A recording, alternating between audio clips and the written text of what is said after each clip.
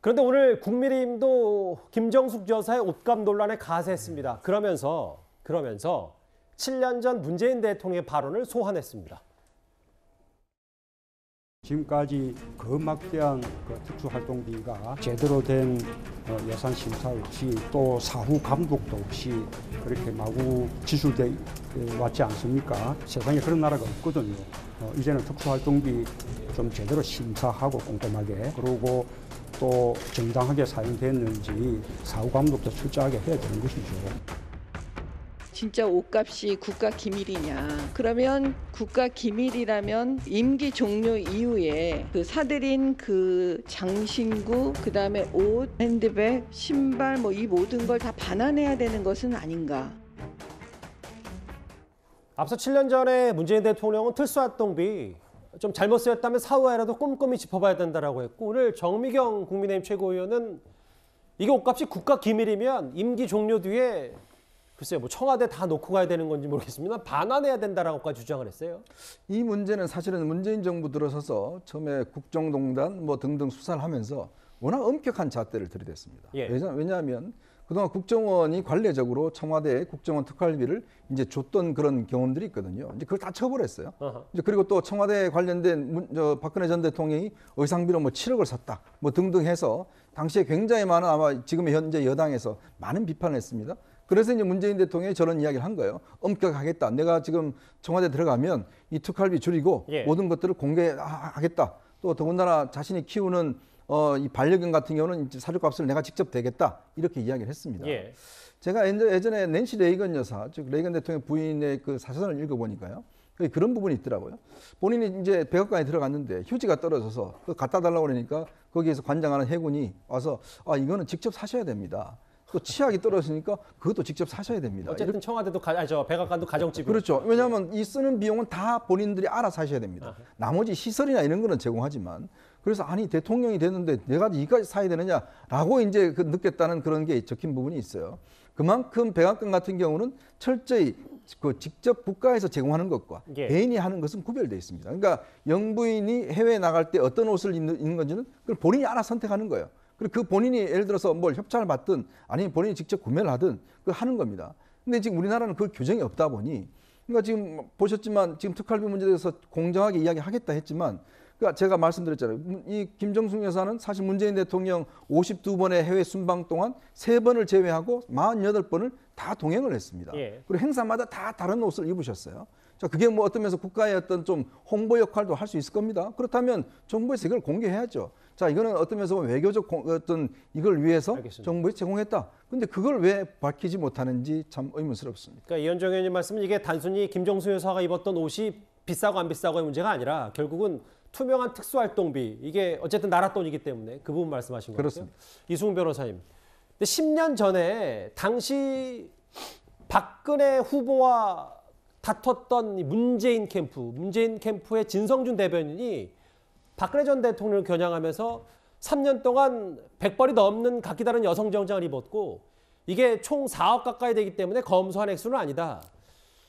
이 옷값에 대해서 비판했던 적이 있기 때문에 앞서 문재인 대통령의 특수활동비 얘기와 이 부분이 또 한번 내로남불 아니냐, 뭐 이렇게 좀 비판이 나오는 것 같아요.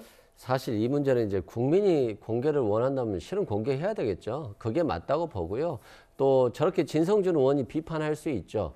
그리고 지금 현재는 또 국민의힘에서 비판하는 거잖아요. 맞아요. 그러면 5년에 한 번씩 이 비판이 정권 교체기마다 돌아가면서 하는데, 저는 말보다는 좀 규칙이나 지침 등을 통해서 저는 의료에 대한 지침들을 좀 규정해 놨으면 좋겠어요. 예를 들어서 100만 원은 싸고 200만 원은 비싸고 이런 구분은 없는 거잖아요. 그래서 저는 이렇게 계속 비판이 반복되는 것보다는 국민 눈높이에 맞춰서 지침을 하자. 그리고 이제 백악관 얘기를 많이 하시는데, 실제 이제 미국이라든가 외국 사례에서는 협찬도 많이 받는다고 하더라고요. 근데 이 협찬을 받은 이후에 이 옷을 영부인들이 가지기도 해요.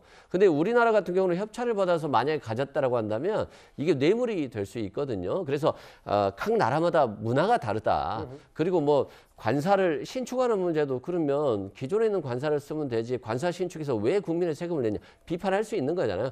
비판을 하지만 우리가 전체적으로 국민 눈높이에 맞추되, 다만 어떤 대통령의 부인에게 자꾸 이제 이게 잘못하면 외교적인 실수라든가 망신주기일 수도 있거든요. 당신이 이거 산 브로치가 갑자기 비싼 거하고 비슷하게 생겼으니까 이거 얼마짜리야? 이렇게 계속 물어본다고 한다면 알겠습니다. 대통령이나 청와대의 어떤 품격 이것도 굉장히 실추되는 면도 있다는 것을 좀 생각해 봐야 되지 않을까 싶습니다. 예.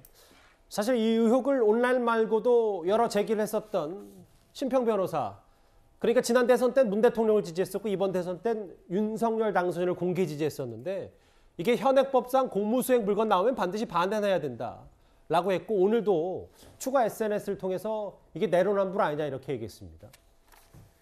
옷값 논란 이제 정치권으로까지 번졌고요. 그런데 오늘 방송인 김어준 씨가 여러 의혹 제기에 대해서 일부 가짜 뉴스다 이렇게 얘기를 했습니다. 한번 들어볼까요? 유튜브와 온라인 커뮤니티에서도 최근 김정숙 여사가 착용한 브로치 중 하나가 2억 원이 넘는다는 식의 주장이 넘쳐나죠. 이거 가짜뉴스입니다. 그 브로치 고가품 아닙니다. 김 여사가 의장과 행사에 착용했던 유일한 명품은 2018년 수석 디자이너 칼 라거펠트의 한글 디자인 자켓. 이 자켓은 이후 국립 한글 박물관에 기증됐고 왜 이런 주장과 뉴스가 갑자기 폭주하느냐. 논두렁 시계 시즌2 간을 보는 것인가. 제가 뭐 김어준 씨의 발언을 이렇게 좀 길게 준비한 이유는 이것 때문이거든요. 김민정 교수님. 가짜 뉴스다. 이거 앞서 얘기했던 브로치 2억 원짜리 아니다라고 했는데 이 부분은 뭐 청와대가 입장을 좀 밝힌다면 진위가 밝혀지겠지. 아직은 모르겠고 또 아직은 또 다른 일부 보도를 보니까 이 김어준 씨의 해명이 또 사실이 아니다라는 보도도 있어서 저희도 신중할 텐데 이걸 두고 논두렁 시계 시즌2 그러니까 퇴임을 앞둔 혹은 퇴임한 전직 대통령 망신 주는 거 아니냐 이런 비판을 김어준 씨가 했거든요. 저는 오히려 논두렁 시즌2가 아니라 박근혜 전 대통령에 대한 탄핵이 어디서부터 시작되었는가라고 하면 고영태 씨가 내놓은 영상 그 옷 만드는 곳에서 옷을 뭐 박근혜 대통령의 옷을 만들고 짜장면도 먹고 하는 영상이 있어요. 거기서부터 논의가 시작되기 시작한 것이었거든요. 그 그렇습니다. 예. 거기서 현금을 내서 주고 과연 저 돈이 누구 돈이냐 이런 논란들이 있었는데요. 저는 오히려 그것과 유사한 것이 아니냐 이렇게 얘기할 수 있을 것이고요. 다른 점이라고 한다면 박근혜 전 대통령의 옷을 그야말로 수제로 만들었다라고 하는 것은 뭐 다른 경우와 좀 다른 경우라고 할 수 있겠지만 그 옷 자체가 옷감이 그렇게 좋아 보인다거나 그러지는 않았다라고 얘기할 수 있을 겁니다. 그러나 지금 뭐 김어준 씨는 유일하게 비싼 옷이 C 브랜드에서 만든 지금 보이는 자료 화면에 보이는 저 회색과 검정색이 있는 저 옷이다 이렇게 얘기를 하고 있는데요. 제 기억에는 저 옷을 입었을 때 프랑스에 방문했을 때에는 저 옷을 대여한 것이다 이렇게 들었거든요. 예. 그런데 어떻게 저걸 또 박물관에 기증을 했는지 뭐 이해하기가 좀 어려운 부분이 있고요. 예. 앞에 우리가 본 자료 화면 가운데는 홍화라고 하는 옷이 있었습니다. 수제로 다 박음질을 해서 만든 옷인데요. 그것은 정말 명장이 만든 옷이고 그거 하나가 얼마나 비쌀지는 우리 상상이 되는 옷이에요. 그런 옷들이 나왔다라고 한다면 유일하게 비싼 옷은 저것이었다. 이렇게 얘기하는 것은 저는 옳지 않다라는 생각입니다. 그러니까 김민정 교수님 말씀은 이게 노무현 전 대통령 이후에 퇴임 이후의 문제가 아니라 오히려 박 전 대통령의 탄핵, 대법원의 단죄를 받았던 특활비 논란 그것과 같다. 구자영 차장. 네. 근데 사실 특활비 의존 비용 공개하라는 서울행정법원의 것도 항소를 청와대가 했기 때문에 그럼 뭐 조만간 퇴임 전이든 퇴임 후든 바로 공개할 생각은 없어 보이면 이 논란은 이제 앞으로 계속 이렇게 지리하게 이어지는 겁니까? 네.